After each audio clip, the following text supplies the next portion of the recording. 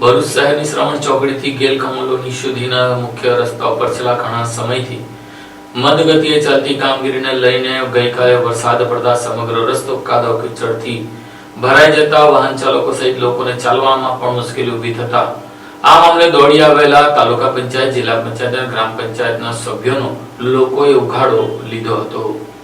ભરૂચના સરળ ચોકડીથી ગેલ કોલોની સુધીનો મુખ્ય માર્ગ છેલ્લા લાંબા સમયથી ચાલતી મંદગતિની કામગીરીના કારણે અત્યંત દયનીય અને કફોડી હાલતમાં ફેરવાઈ ગયો છે। અરેરાટી ભરી સ્થિતિ એ છે કે હજી તો ચોમાસાની શરૂઆત નથી, પરંતુ ગતરોજ રાત્રિના પડેલા સામાન્ય વરસાદના કારણે રસ્તા પરની માટી ધોવાઈ જતા સમગ્ર માર્ગ કાદવ કીચડથી ખદબદી ઉઠ્યો છે। ભરૂચ શહેરના નંદેલાવ અને ઉમરાજ ગ્રામ પંચાયતની હદમાં અનેક સોસાયટીઓ અને એપાર્ટમેન્ટ, શોપિંગ સેન્ટરો આવેલા છે।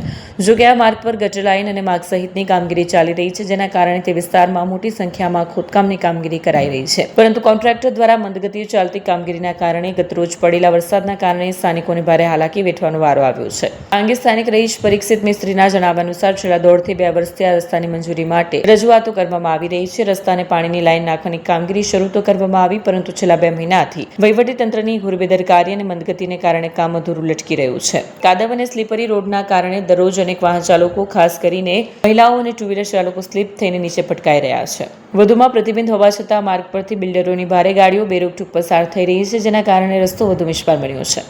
ઉગ્ર લોકરોષની માહિતી મળતા જ ગ્રામ્ય પંચાયતના સરપંચ, તાલુકા પંચાયત અને જિલ્લા પંચાયતના ચૂંટાયેલા સભ્યો તાત્કાલિક દોડી આવ્યા હતા। જો કે ત્યાં એકઠા થયેલા નાગરિકોએ ચૂંટાયેલા સભ્યોને ઘેરીને ઉગ્ર રજૂઆતો કરી।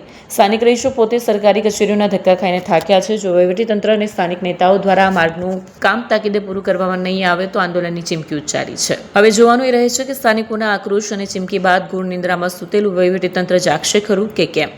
મારું નામ પરીક્ષિત સાકરલાલ મિસ્ત્રી છે અને હું નારાયણ રેસિડેન્સી સોસાયટીમાં રહું છું। છેલ્લા 2 વર્ષથી અમે આ રસ્તા માટેની ભાગદોડ કરીએ છીએ બનાવવા માટેની, પણ કામ ચાલુ થઈ ગયું છે, પણ છેલ્લા 2 મહિનાથી કોઈ કામ થયું નથી અહીંયા। તેથી અત્યારે વરસાદ પડ્યા આ રસ્તાની હાલત બહુ જ કફોડી થઈ ગઈ છે। અમારા રસ્તા કરતા ગામડાના રસ્તા સારા હોય છે અને પબ્લિક અત્યારે એટલું બધું કંટાળી ગયું છે હવે કે તમે લોકો કોઈ અહીંયા કઈ આવીને નહીં કરો રસ્તાનું કામકાજ તો અહીંયા બહુ મોટું આંદોલન થશે ને અહીંયાના કોઈ નેતાઓને કોઈ પડેલી નથી। 2-4 નેતાઓ અહીંયા આવીને અમે બોલાવીએ છીએ, તારે આવે છે, જોઈ જાય છે, પણ કામ આગળ કશું થતું છે નહીં। માટે મહેરબાની કરીને બધા નેતાઓ અને આગેવાનોને નમ્ર વિનંતી કે અહીંયા આવીને રસ્તાનું જેમ બને તેમ વહેલી તકે કામ પૂરું કરે, નહીં તો અહીંયા અમે રસ્તા રોકો આંદોલનનું આયોજન કરીશું।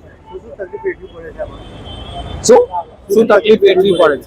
તકલીફ એ જ રહી અહીંયા કે અત્યારે સવારથી સાંજ સુધીમાં વરસાદ એક જ પડ્યો છે, 10-15 અડધો કલાકનો, એમાં તો 25 થી 30 માણસો પડી ગયા છે। લેડીઝોને આવવા જવાની બહુ તકલીફ પડે છે, જેમની ગાડી સીધી ઊભી નથી રહેતી।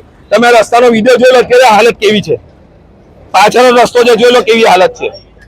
હું જાતે 3 વાર પડી ગયો છું, મારી વાઈફ ને મારા છોકરા પણ પડી ગયા છે 3 વાર। ના રસ્તાની હાલત જોઈ લો, કોઈ નેતાને કે કોઈ આગેવાનને પડેલી નથી ને અહીંયા કોઈ જ આવતું નહીં। અમે જાતે જ બધી દોડધામ કરીએ છીએ, બધી કચેરીઓમાં જાતે અમે અહીંયાના લોકલ પબ્લિક જઈને બધાને અરજીઓ આપીએ છીએ, બધાને જાણ કરીએ છીએ, પણ કોઈ કશું કરતું છે નહીં। એટલે છેલ્લી વાર અમે કહીએ છીએ કે તમે આવીને આ રસ્તાનું કઈ ને કઈ કરો, નહીં તો પછી અમે મોટું આયોજન કરીશું કે જે રસ્તા રોકો આંદોલન કરીશું, અહીંયા બેસી જઈશું રસ્તા। એની જવાબદારી અમારી કોઈની રહેશે? તંત્રની જવાબદારી રહેશે, એમની લાપરવાહીની જવાબદારી રહેશે।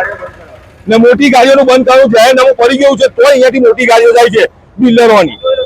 આ મોટી ગાડીઓ અહીંયા દરરોજ જ જાય છે, જેની રસ્તાની હાલત કફોડી થઈ ગઈ છે। નમસ્કાર।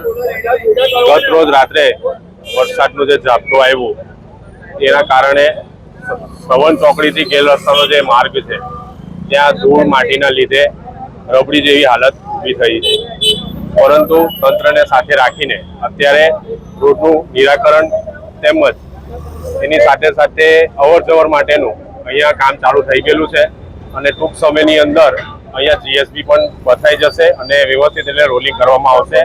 તો નમ્ર જનતાને પણ વિનંતી છે કે થોડોક સાથ સહકાર આપે અને આપણે એને ભેગા થઈને ક્લિયર કરીશું।